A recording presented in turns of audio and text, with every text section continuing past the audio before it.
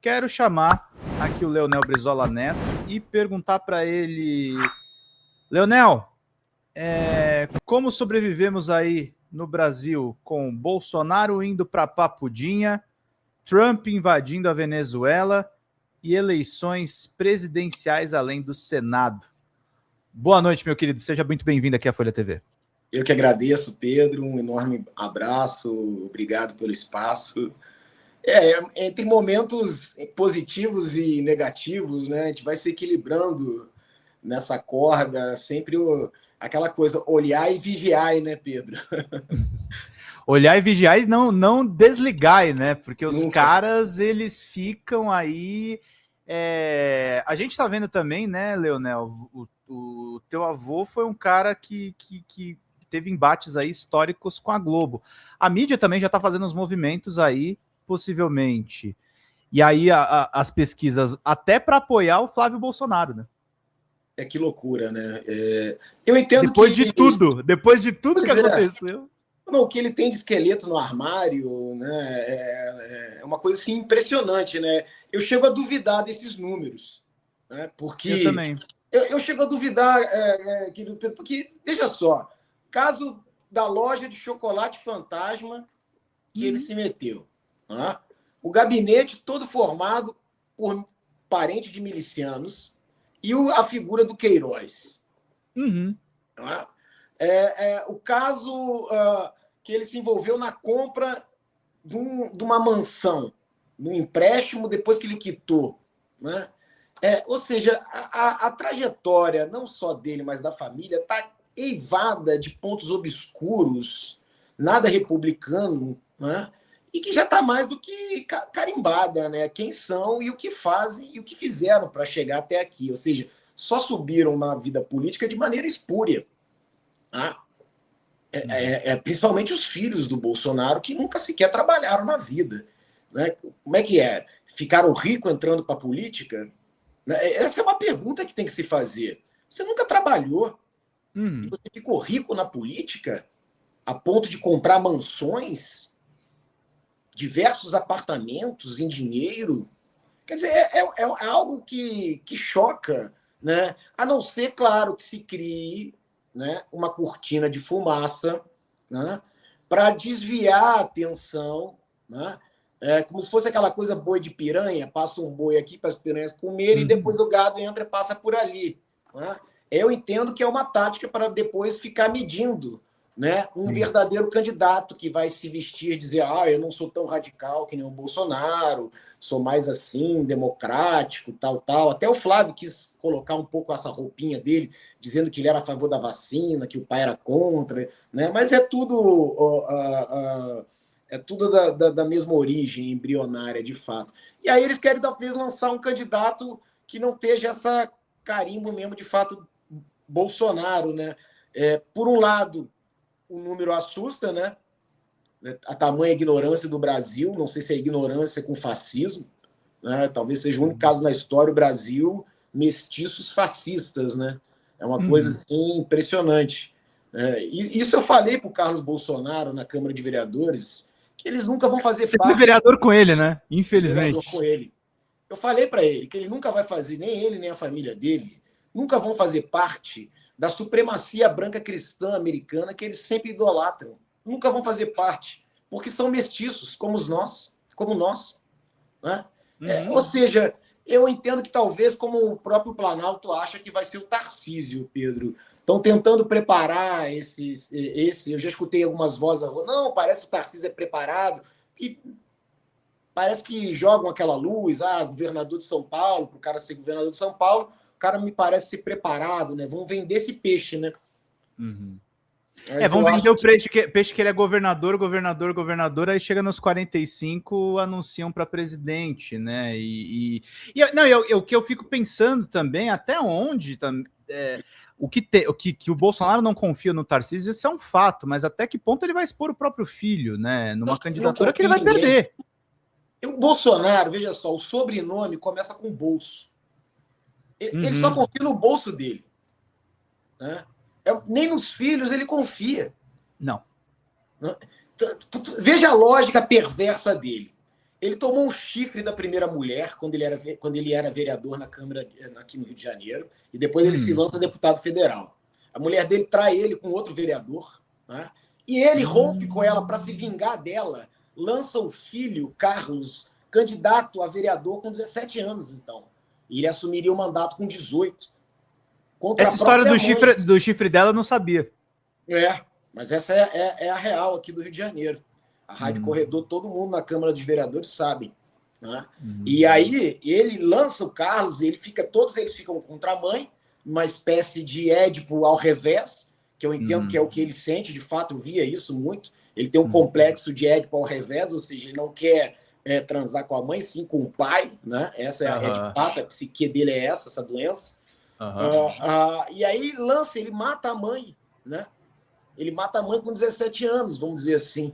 Mata a mãe politicamente, né? Claro, e rompe, né? Porque rompe tudo com ela. Ela que era Bolsonaro, vinha como Bolsonaro, é totalmente afastada. Tanto que quando ela surge novamente, quando o Bolsonaro aponta para ser candidato a presidente, naquela eleição toda tumultuada, né? Para não pintar que o Bolsonaro, né, começar a puxar o esqueleto do Bolsonaro, ele que tinha aquele letra, né?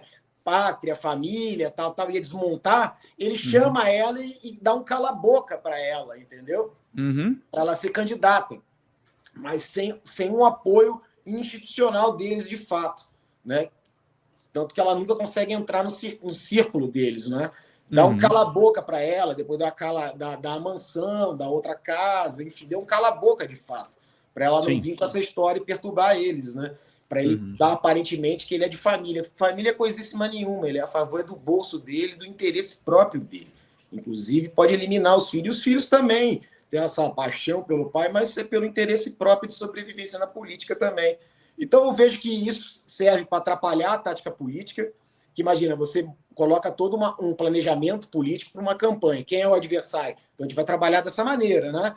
E essa aqui vai ser o caminho, essa aqui vai ser a contra-resposta, já sabe o que vai vir, tem todo um estudo, todo um calendário que você vai cumprir. Aí você muda aos 40 e tantos minutos, não digo muito perto, que é difícil, o que também é algo difícil para quem faz essa questão, mas você pega você no teu contrapé, né? Porque sabe que o Lula é favorito. Então, o que eu entendo é que vão tentar fazer ao máximo o desgaste para tentar levar para um segundo turno alguém que possa encostar mais, né, do que a própria família Bolsonaro. Você vê que ele tem esse percentual, ele vai para o segundo turno, mas eles são massacrados no segundo turno pelo Lula, né, a família Bolsonaro. Diferente de outros nomes, como o Ratinho e o Tarcísio. Né? Sim. Talvez o Ratinho, eu entendo que possa ser um cara bem perigoso. É novo. Com menos rejeição. É mais novidade, né? Não tem tanto problema, aí parece que Paraná é um estado que está dando certo, né? A gente sabe como é que, de fato... Dando certo daquele jeito, né?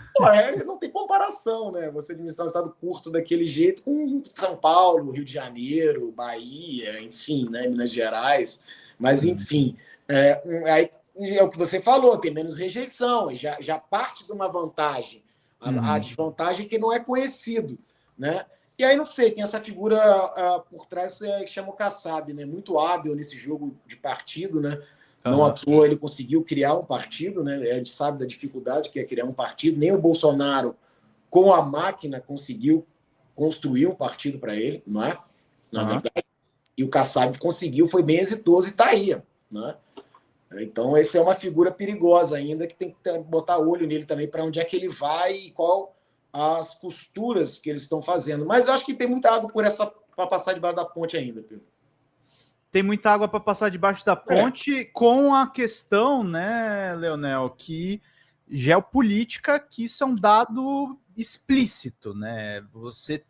Nós fomos acordados, dia 13 de janeiro, acabou com o meu Réveillon,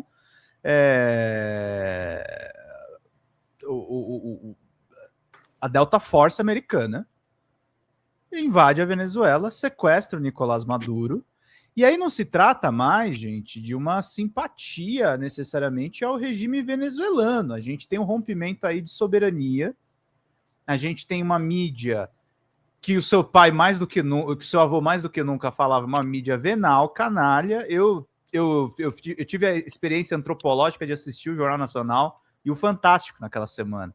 E assim, assim, Leonel, você não precisa nem ser de esquerda. É vergonhoso como jornalista assistir aquilo. É um press release do Departamento de Justiça americano. É uma vergonha. Assim, não tem contraponto, não tem nem a visão dos marinhos ali. É literalmente a Globo, que sempre se identificou como Partido Democrata, sendo o Donald Trump ali dentro da imprensa. Não. Foi capturado, foi isso, foi aquilo. E assim, o Brasil vivendo nessa sombra, porque a gente não sabe o que o Trump pode fazer. Não. Ele pode dar uma sanção econômica, pode tentar comprar um território seu.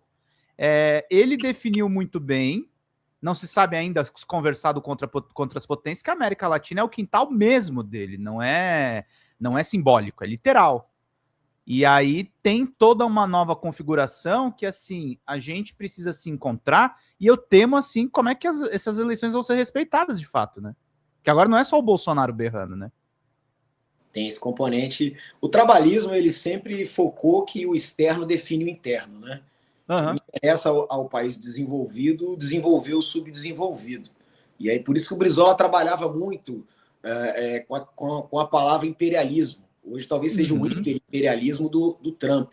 Né? Enfim, Brizola foi rotulado de atrasado, de dinossauro, que essa palavra não fazia mais parte. Nunca explicou tão bem, né? Pois é verdade. Né? Ele cunhou com a expressão tão genial que é as perdas internacionais da nossa economia. Né? Ou seja, leva o nosso ouro e tira o nosso couro. Vendemos produtos primários e importamos manufaturados superfaturados, né? Enfim, desde o trabalhismo sempre teve essa visão acertada da geopolítica, do comércio externo e exterior com o Brasil e o mundo, né? Fala, galera da Folha TV, não se esquece de se inscrever aqui no nosso canal para assistir programas como Folha Notícias Manhã, Folha Notícias Noite, o nosso Folha Entrevista e o nosso Barzinho das Meninas. Muitas coisas bacanas a gente acompanha por aqui.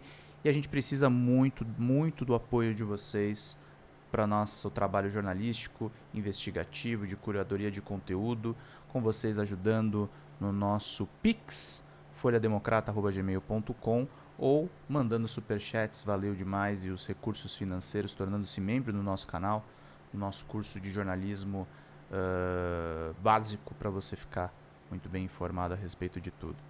Queridos e queridas, muito obrigado pela presença de todos vocês. Vida longa e próspera. Cuidem-se, cuidem dos seus, e não esquece de se inscrever aqui na Folha TV. Até mais!